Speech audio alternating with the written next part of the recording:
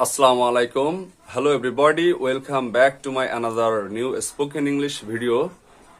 This is Zaid Hassan in front of you. I hope you are fit and fine. I am also doing great by the grace of the Almighty Allah. Today we are going to learn was, were and had. Spoken English এ আমরা কিন্তু খুবই ভুল করে থাকি যে was, were এবং had এর ব্যবহারটা নিয়ে। দেখেন আজকের ক্লাসটার মাধ্যমে কিন্তু এই সমস্ত সকল প্রকার কনফিউশন দূর হয়ে যাবে। ওকে, তো এখানে দেখেন যে ওয়াজ ওয়ার মানে ছিল, আবার হ্যাড হ্যাড মানেও কি ছিল। তো কখন কোনটা আমরা ব্যবহার করতে পারি স্পোকেন ইংলিশের ক্ষেত্রে একটা সেন্টেন্স তৈরি করার ক্ষেত্রে, আজকে আমরা সেই বিষয়টা নিয়ে আলোচনা করব। তো নর্মালি এখানে দেখেন আমরা I, he, she, it, name, they, you. এখানে এবং উই, এখানে দেখেন সাবজেক্ট হিসাবে আমরা কিন্তু নরমালি এগুলো ব্যবহার করে থাকি। I, he, she, it, name, they, you বা উই। এই নেম বলতে যে কোনো একটা কিছু, যে কোনো কিছুর নাম, ব্যক্তি বা বস্তুর নাম, ঠিক আছে। তো এখানে দেখেন ওয়াজটা সবসময় সাবজেক্ট সিঙ্গুলার। সাবজেক্ট যদি সিঙ্গুলার হয় তাহলে ওয়াজ ব্যবহার হয়, এবং সাবজেক্ট যদি প্লুরাল হয় সেক্ষেত্রে আমরা কি ব্যবহার করব? ওয়ার ব্যবহার করব। এবং এই হ্যাড এর ক্ষেত্রে subject singular plural don't matter. Okay, হ্যাডের ক্ষেত্রে সাবজেক্ট যেটা হোক না কেন ডাইরেক্ট আমরা হ্যাড এখানে বসাতে পারি, কিন্তু যদি সাবজেক্ট যদি এই সিঙ্গুলার হয় সেক্ষেত্রে আমরা ওয়াজ ব্যবহার করব, এবং সাবজেক্ট যদি প্লুরাল হয় সেক্ষেত্রে আমরা কি ব্যবহার করতে পারি? ওয়ার ব্যবহার করতে পারি। ওকে, তো এখন দেখেন যে ওয়াজ কখন ব্যবহার হবে, ওয়ার কখন ব্যবহার হবে এবং হ্যাড কখন ব্যবহার হবে। ওয়াজের বাংলা অর্থ কি? এখানে এরকম বোঝায় যে ছিল, ছিলে বা ছিলাম। ওয়াজ বায়ারের বাংলা হচ্ছে ছিল, আমি ছিলাম, তুমি ছিলে, তারা ছিল। ওকে, এখানে এমন ভাবে কিন্তু ব্যবহার করতে হয়। আমার ক্ষেত্রে যখন আই দিয়ে বলবো তখন আমি ছিলাম, যখন তুমি তোমার কথা বলবো, ইউর কথা বলবো সাবজেক্ট, তখন তুমি ছিলে। আর যখন তাদের কথা বলবো, দের কথা বলবো, তখন কিন্তু আমরা ছিল হবে, ঠিক আছে, যে তারা ছিল। ওকে, তো এখানে আমরা এভাবে বাক্য তৈরি করতে পারি যে আমরা নিজেরা কিছু ছিলাম, তখন কিন্তু আমরা ওয়াজ ব্যবহার করব। যে আমরা নিজেরা কিছু ছিলাম, যে আমি শিক্ষক ছিলাম, আমি ডাক্তার ছিলাম, আমি কৃষক ছিলাম, আমি ছাত্র ছিলাম, আমি ইঞ্জিনিয়ার ছিলাম, এমন ধরনের যে আমি ছিলাম, তুমি ছিলে বা তারা ছিল, এমন তারা নিজেরা। ওকে, সেক্ষেত্রে আমরা কি ব্যবহার করতে পারি? আমরা ওয়াজ ব্যবহার করতে পারি। ওকে, তো দেখেন এখানে আমরা কিছু বাক্য তৈরির মাধ্যমে আরো কনফিউশন ক্লিয়ার করব। তো এখানে দেখেন যে আই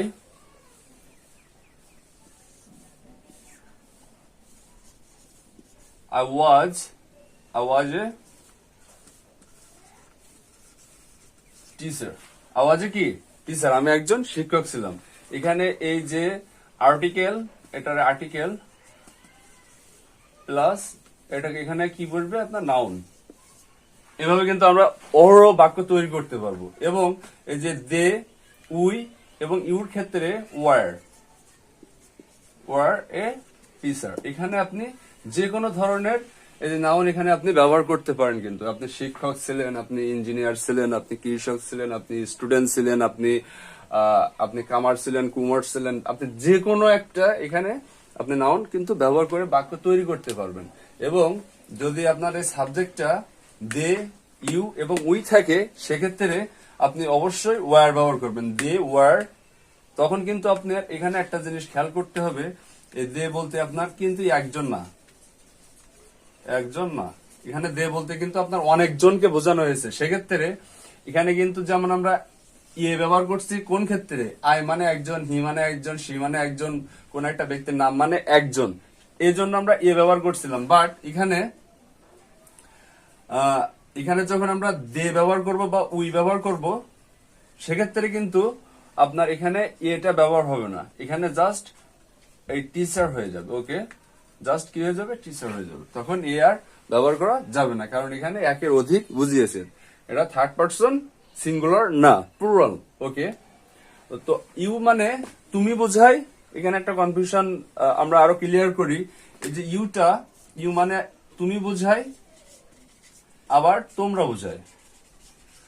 ইউ মানে কি তুমি বা তোমরা দুটোই বোঝায়। ইউর ক্ষেত্রে ইউ ওয়ার হবে সবসময়, এটা মনে রাখবেন যে ইউর পরে ওয়ার ব্যবহার করতে হয়। ওকে, তো ইউ ওয়ার এখানে তুমিও বোঝাই, তোমরাও বোঝায়। ওকে, তো যখন তুমি বোঝাবে, একজনের কথা বোঝাবে, তখন ইউ ওয়ার এ টিচার আমরা বাক্য তৈরি করতে পারি। কিন্তু যদি বলে তোমরা শিক্ষক ছিলে, মানে অতীতে তোমরা সবাই শিক্ষক ছিলে, সেক্ষেত্রে ইউ ওয়ার টিচার। ওকে, এমন ভাবে কিন্তু আপনি বাক্য তৈরি করতে পারবেন। তো ওয়াজ এবং ওয়ার এর একটা ব্যবহার শিখলাম, আর আরো একটা ব্যবহার শিখি আমরা। I was polite, I was polite, এখানে অ্যাডজেক্টিভ। এখানে I was polite, এখানে আপনি ওয়াজ এর পরে যে কোনো একটা অ্যাডজেক্টিভ বসিয়ে কিন্তু বাক্য তৈরি করতে পারবেন। সেম ভাবে ওয়ার এর পরে একটা অ্যাডজেক্টিভ বসিয়ে কিন্তু আপনি হিউজ পরিমাণ বাক্য তৈরি করতে পারবেন।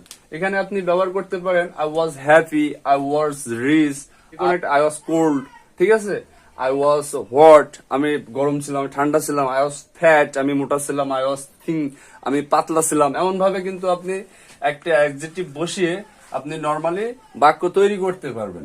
সেম ভাবে I was polite, he was polite, she was polite, এখানে একটা নাম Tanjib was polite। Okay, they were polite, you were polite, we were polite। এভাবে কিন্তু আপনি হিউজ পরিমাণ বাক্য তৈরি করতে পারবেন স্পোকেন ইংলিশে। ওকে, তো দেন এখন আমরা ওয়াজ এবং ওয়ার এর আরেকটা ব্যবহার শিখে নেব। যে দেখেন, আমরা কিন্তু বর্তমান সময়ের কোনো কাজ যদি চলমান অবস্থায় বুঝিয়ে থাকি, যে দেখেন আমি এখন ভিডিও করতেছি, আমি রান্না করতেছি, আমি খাচ্ছি, আমি যাচ্ছি, আমি ঘুমাইতেছি, আমি ঘুরতেছি, এই যে যাবতীয় কথাগুলো কিন্তু আমরা সাবজেক্ট প্লাস মিজ আর দেন একটা আপনার ভার্বের সাথে আইএনজি যোগ করে দেন আপনার একটা অবজেক্ট বসিয়ে কিন্তু নর্মালি বাক্য তৈরি করতাম বর্তমানের ক্ষেত্রে। বাট আপনি যদি সেম কথাটা অতীতের ক্ষেত্রে ব্যবহার করেন, যে আমি ঘুমাইতেছিলাম, আমি খাচ্ছিলাম, আমি ঘুরতেছিলাম, আমি গাড়ি চালাইতেছিলাম, আমি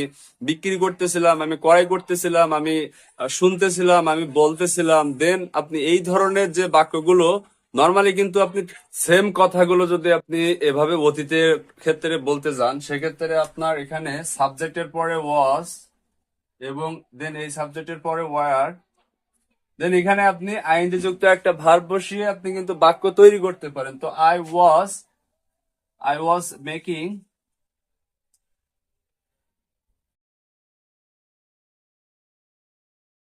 মেকিং ভিডিও। ওকে, তো আই ওয়াজ এখানে একটা বাক্য উই ওয়ার কুকিং ফুড,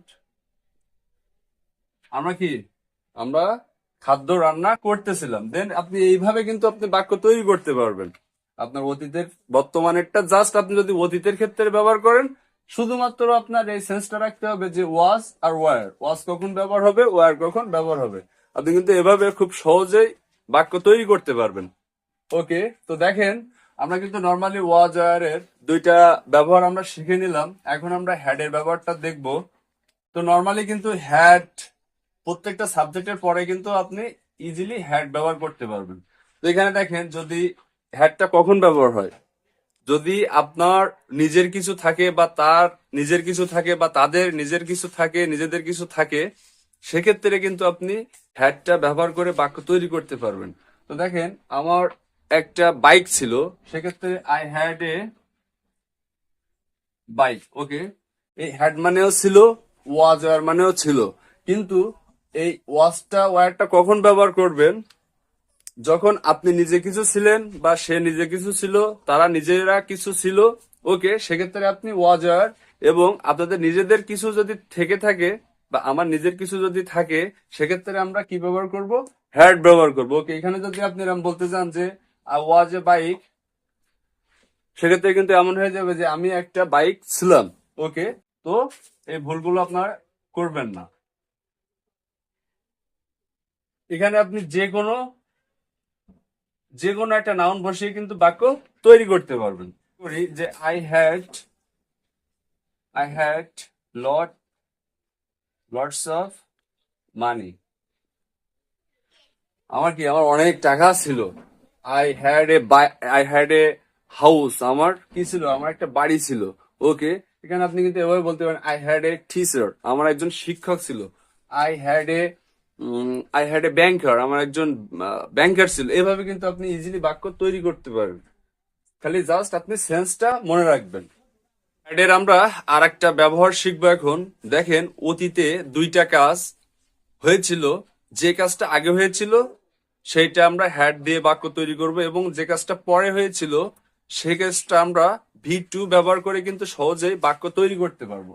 তোর স্ট্রাকচারটা এমন: সাবজেক্ট প্লাস হ্যাড প্লাস ভি3 প্লাস বি4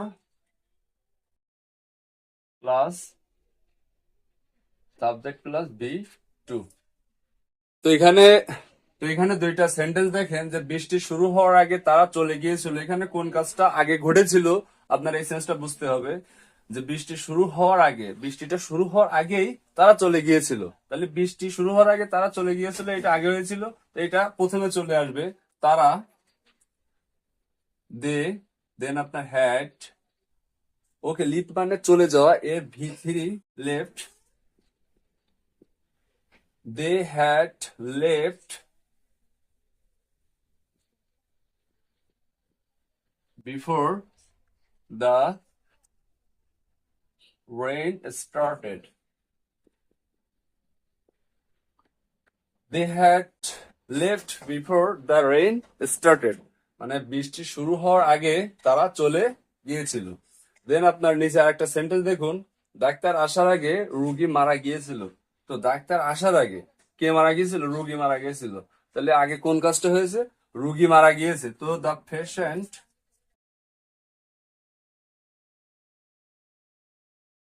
patient had